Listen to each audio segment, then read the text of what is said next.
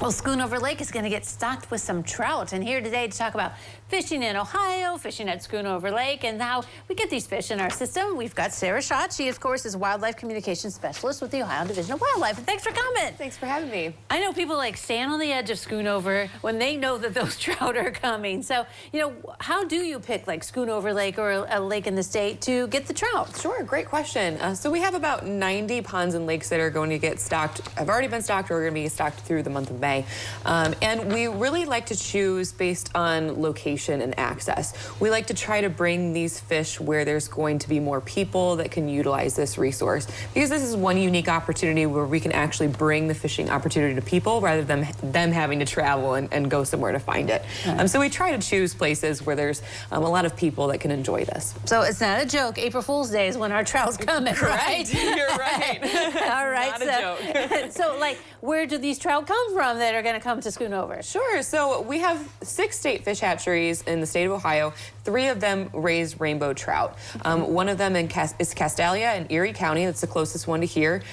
We also have Kincaid in Pike County, and then London and Madison County that all raise these trout. So it's hard to say which one they're going to come from, but they'll come from one of those hatcheries. So why do you pick trout? Why not put bluegill in there, or I don't know, catfish or something like that? I mean, is trout a good fish to put in lakes? Sure. We stock a variety of fish for different fishing opportunities, but this one is a really, it's a big tradition. A lot of people are looking forward to it. Like you mentioned, they're lining the edge of the pond. They're really excited. And then also they're really fun to catch. So sometimes they jump out of the water a little bit. They splash. They're a little more fun to catch. And these guys are a really great beginner fish. So they're a really good introductory fish. A lot of people think fly fishing and, you know, when they think trout fishing, and that can be done for these trout certainly. But these trout are hatchery raised, so they're not as smart as the wild trout, right? So, you know, simple, a cane pole or even a push button pole with a bobber and a worm can catch these trout. All right, so they like to eat the worms. Yeah. All right, very good. So, but I mean, let's talk more about fishing though in the Buckeye State. I mean, Schoonover you can go to, but do you need a license? Let's talk about that. Yes, very important. So if you're 16 or older, you do have to have a fishing license, and it's $25 for a year-long fishing license, which when you think about it, not too much. And so that is the biggest requirement. And then there's some different requirements depending on where you're fishing and what you're fishing for.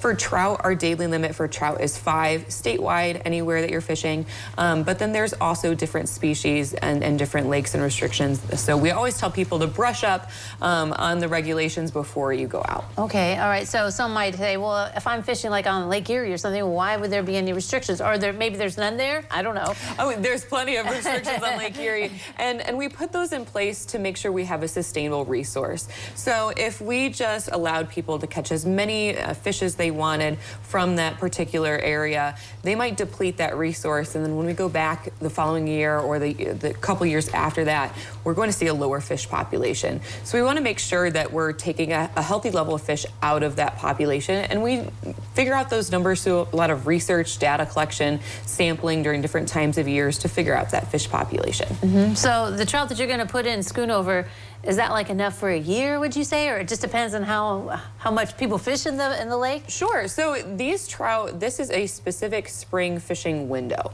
So trout are a cold water fish, which means when the water gets too warm, they're not going to be able to survive there. So these fish won't actually be able to survive into the summer months.